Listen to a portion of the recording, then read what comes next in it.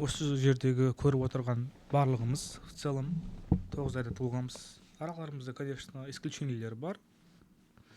Уақытынан ерте шала туылғандар, но в целом плюс-минус 9 айда туылғанбыз. Бала көтеріле салысымен мысалға бір 2-3 айында туылса, ол уже тірі болмайды. Ол тірі болуы екіталай. Мен енді оған тірі болады дегенге сенбеймін да. Шетінеп кетеді да. В основном негізі бұл нәрсені не мақсатта айтып отырмын. Әр нәрсенің өзінің арнайы срогы болады. Мысалға бала енді көтерілген кезде өседі. И оның өсу өзінің процесі болады. Витаминдерді алады, организмнен пайдалы нәрселерді алады. Екіқабат кезде анасы не жасайды, соның барлығын сіңіреді деген секілді. Бұл уақыт занимать ететін нәрсе да. Вот. Қанша миллиардтаған ақша берсең де баланы бір күнде туғызып бере алмайсың. Оған күту керек. Себебі Аллах тағала сол 9 ай күтетіндей қылып қойған. Да? Ол нәрседен ешқалай не қыламайсың да. Ол нәрсені ешқалай өзгерте алмайсың. Вот. Сол секілді негізі иногда өзіміздің бақытымыздан айырамыз. Яғни шектен тыс асығу деген нәрсе бізді бақытымыздан айырады, бізді тура жолдан тайдырады.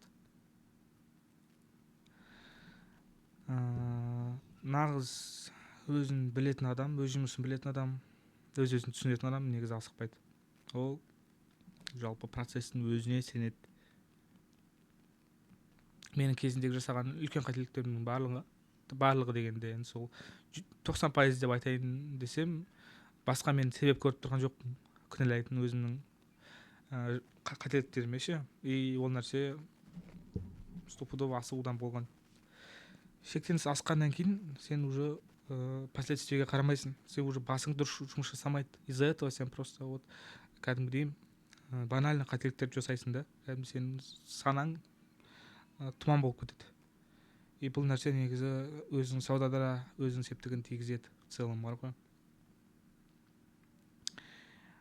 Ауыр айтсақ та, асыққаның үшін негізі Аллах тағала сені кәдімгідей жазалап, саған сынақ береді. И сол сынақ сенің осы депозитіңнан айырылуың, ақша жоғалтуың, немесе бір құрдымға ұшырауың болады. И ол сынақтан, конечно же, сен сынып қалуға, чуть-чуть сынып қалуға, короче, не істейсің? Шақ тұрасың, короче. Но в целом енді сынып-сынбайтының ол енді өзіңнің сенің решениең. Егер де сен әлсіз болсаң, әлжуаз болсаң, әрине сынып қала салсаң болады.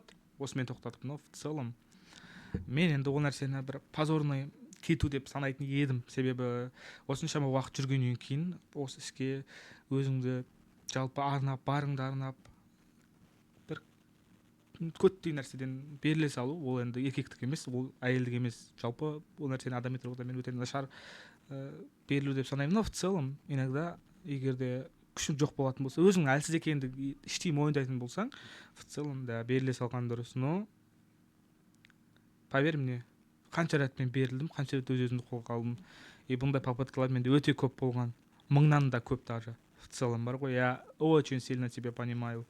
Қандай невзгодалар болса да, қандай неудачалар болса да сенің өміріңде, сенің жалпы өзіңе деген сенім кетпеу керек. Өзіңе деген, короче, қалай айтсам болады, бір тағымды берме әлсіздікке. Осындай қиын ауыр сынақтардың барлығы әдейі саған келіп жатқанын сен түсіну керексің.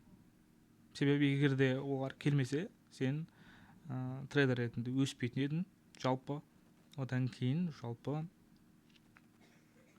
қалай айтсам болады, сауданың мәнін түсінбейтін едің да. И именно осыда сауданың мәні. Осы үшін 90% трейдерлер ақша таппайды. Ақша кім табады? Ақша жалпы осознанный адам ақшаны табады. Өз-өзін түсінетін, өз-өзін басқара алатын, да? И қателіктерден сабақ алатын адам, ол уже табысқа шығады. В целом табыс табу жағынан ешқандай проблема жоқ. Ал табысты сақтап қалу, және де эмоцияны басқара алу, бұл трейдингтегі ең қиын жұмыстардың бірі. И ол жұмыстар жалпы трейдингтің саласының бір 90%-ын алады. Вот осы үшін эмоция деп айтады. Понимаешь? Бұл жалпы сөздерді бір адамға айтып отырмын, но в целом енді ол сөз егесін табады дейді. Ол егесін қазір тауып ол қарап отыр. И жалпы ол адамға ғана емес, басқа да сол адамға жағдайлары ұқсас адамдар сендерге де ол пайдасын тигізеді. в целом бар ғой. Иә, неше түрлі қиындықтардан өттік, неше түрлі қиындықтар болды, но в целом даже мойындай салайын, еске алғым да келмейді ол күндерді, бар ғой, себебі кәдімгідей ауырды. Вот, ол күндерді ойлаған сайын менің жүрегім ауырады да. Ол кезде кәдімгідей мен травмалар алғам да, осы психологический, осы трейдинг үшін да. Ол нәрселерді өзімнің қателігімнен алғам. Неге? Себебінде мен просто ол нәрселерді дұрыс емес қабылдағам. Жалпы мен восприятием, яғни минус болғандағы депозиттен айырылған, слип болған кездердегі восприятием мен қате болған, түсінігім қате болған, короче. Вот. И сондықтан мен өзіме ауыр қабылдағам. А уже қазір мен в целом понимаю и смеюсь из-за этого, короче. Мен долбан болған екенмін ғой, мен дурак болған екенмін ғой деп ше. Вот. Самое главное түсіну да. В целом өмір бір ғана сливпен, яғни депозиттен айырылумен бітіп қалған жоқ. Осы нәрсені түсіну керексің сен. Вот. Одно и то же қателікті қайталап жүре беру нағыз қорқатын нәрсе осы. Қателік жасағаннан кейін сенің как трейдер ретінде, адам ретінде міндетің сол қателікті келесіде болдыртпауға барлық амалын жасау, болдыртпаудың бүкіл амалын жасауда. Вот. Неге болғанын анықтап, соның себептері мен салдарымен айналысу. Бұл жерде бізде ақшаның айырылуының бір ғана способы бар. Ол дұрыс емес анализ жасау, дұрыс емес сделка ашу, және де қателесу. Ал қателікті мен жаман и это плохо деп айтпаймын. В целом қателік жасау керек, жасап тұру керек. И вот енді сен нарықта қателескен болсаң, значит сен уже изначально сенің ойың нарық бойынша дұрыс болмаған. Вот сол неге дұрыс болмаған сен трейдер ретінде анализ жасап, соны сен жазып тастау керексің. Вот осы нәрсені айтайықшы, жазу керексің кәдімгідей параққа. Сол кезде сен уже миың мен қолың екеуі байланысып, ол жазылған нәрсе сенің миыңның ішінде кәдімгідей қалып кетеді. Сен просто қазір эмоционально ойланғаннан кейін ол ми уақытша, короче, не қылып тастайды, типа немқұрайлы қарайды да, ұмытып кетеді. И уже сен келесі слип болған кезінде ол нәрсені еске алмайсың, немесе келесі сауда жасайтын кезде еске алмайсың. В целом біз негізі Аллах тағала өте тамаша керемет қылып жаратқан ғой. Вот қазіргі заманның өзінде, короче, бекерден бекер мектепте, универлерде ручкамен жазғызбайды. Ол жазылған ақпарат надо будет, керек кезде ол өзінің пайдасын береді, және де керек кезде еске түсіруге бір септігін тигізеді. Сондықтан да осы негізі методты адамдарға ұсынамын. Ойлап тұрған нәрсең мен жазып тұрған нәрсеге екеуі бірдей ғой в целом. Бірақ енді жазу сәл ұзақтау, және де қиындау болады, но в целом ерінбей ақ қойсай.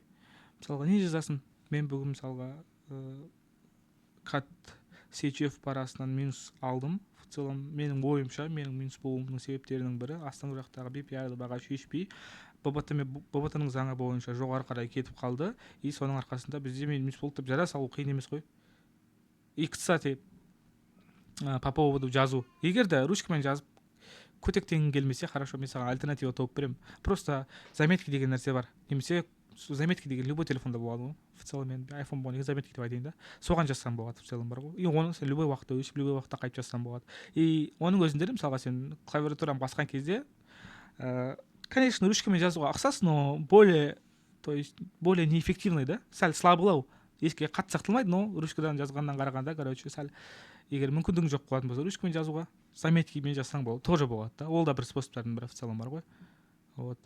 Солай сен әр қателігіңді жазып шығатын болсаң, ол сенің миың үшін бір не простая информация, да, уже хорошая, там, нормальная информация болады. И ол нәрсені келесі сол мысалға сенің миың кәдімгідей уже еске сақтап қалады да. Ерекше. Из-за этого сен уже сол қателікті қайталамауға тырысасың, и потом уже сол қателікті қайтадан көрген кезінде сенің миың одан сайын оны, короче, дәрежесін көтеріп, и жалпы қалай айтсам болады, бір өзгеріс, яғни бір развитие болады ғой, түсінші мені. Понял, да?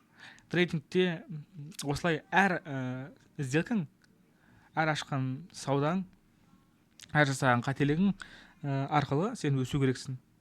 И сол кезде ғана сенде жалпы рост и развитие и богатство болады. В целом, понимаешь? Без этого никак. Сондықтан опыты бар адамның айтқанын жаса, істе. Егер де қиналып жүрген болсаң, осы сөздерден өзің керегін алып істеп көр, и кейін маған рахметіңді айтатын боласың. Сенімен бірге болған Fast Money Forex бұл кішігірім психологиялық видео болды. Баршаларыңа рахмет. Сау болыңдар.